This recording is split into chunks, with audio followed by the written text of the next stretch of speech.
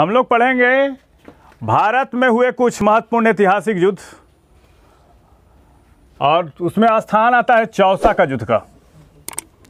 जो चौसा का युद्ध हुआ था, ये हुआ था 1539 ईस्वी में। कब? 1539 में हुआ था। हुमायूं और शेर शाह के मध्य युद्ध हुआ था, और इसमें शेर शाह ने हुमायूं को परास्त किया और हुमायूं को जान बचाने के लिए भागना पड़ा था।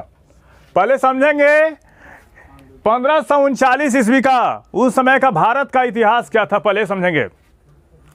हुमायूं के बारे में पहले हम जान लेते हैं।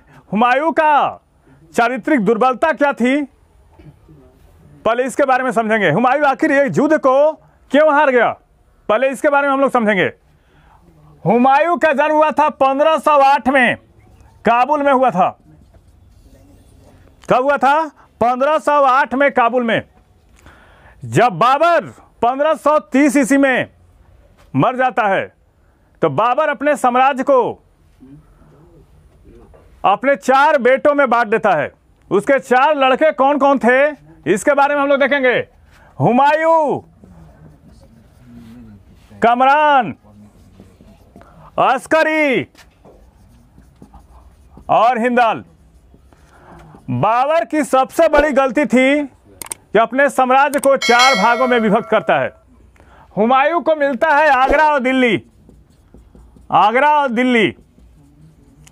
कमरान को मिलता है पंजाब। अस्करी को मिलता है संभल, और हिंदाल को मिलता है मेवात। बाबर अपने जीते जी हुमायूं को बता के गया था कि अगर भारत में तुमको अगर कोई प्रतिरोध कर सकता है, वो है शेर शाह। और शेर शाह आरंभिक क्षणों में मुगल सेना में काम कर चुका था। मुगलों की खामियों को भली भांति वो जानता था,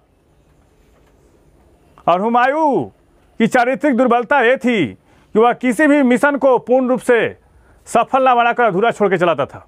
वह एक रूढ़िवादी प्रवृत्ति का था, और 7 रंग के कपड़े पहनता था। उसके बारे में एक इतिहासकार है स्टैनले लैंडपूल। उसके बारे में कहता है हुमायूं के बारे में कि वह जिंदगी भर लड़खड़ा के गिर गया। 1533 ईस्वी में जिस दिन पनाह पुस्तकालय का निर्माण कराया था, उसी पुस्तकालय के सीढ़ियों से गिरकर 1556 में उसकी मृत्यु हो जाती है।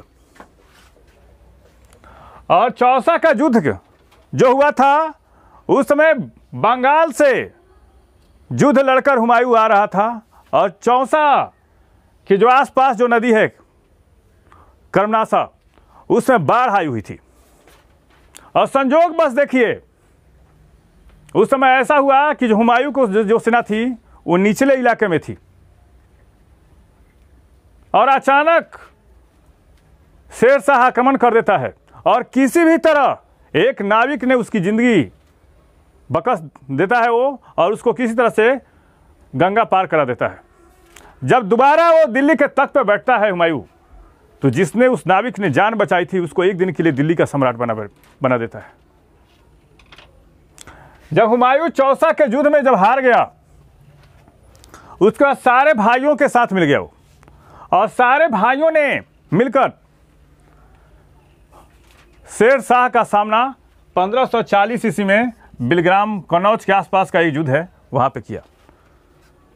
और इस युद्ध की विभीषिका ऐसी रही कि चारों भाइयों की संयुक्त सेनाएं इस युद्ध में हार गई, और पूरे उत्तर भारत पे शेर शाह का आधिपत्य हो गया, और एक नए वंश सूरवंश का आगमन होता है।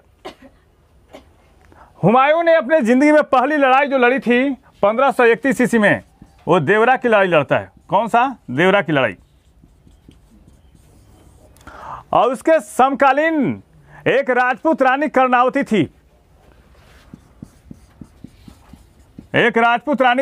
थी। जिसने हुमायूं को राखी भेजा था, और किसके खिलाफ? बहादुर शाह के खिलाफ। लेकिन बहादुर शाह ने भी लिखा कि आप एक काफी राज की सहायता नहीं करेंगे, और हुमायूं ने नहीं किया था कर्णावती की सहायता। जो 1540 ईस्वी की लड़ाई होती है, हुमायूं के लिए निर्णायक लड़ाइयों में से एक होती है, और इस युद्ध के पश्चात हुमायूं को सिंध में शरण लेना पड़ता है, और 15 साल तक घुमक्कर एक बंजारे की तरह जिंदगी व्यतीत करने के पश्चात वह पुनः वह शुभ क्षण आता है जब 1555 में मछुआरा और सरहिंद की युद्धों के पश्चात वह दिल्ली के तख्त पर बैठता है, लेकिन दिनपनाह की सीढ़ियों से गिरकर उसकी मृत्यु हो जाती है। इस चैनल के माध्यम से सही विषयों का तथ्यपरक विश्लेषण किया जा रहा है। आप इस चैनल से जुड़िए, लाइक कीजिए, सब्सक्राइब कीजिए। Thank you.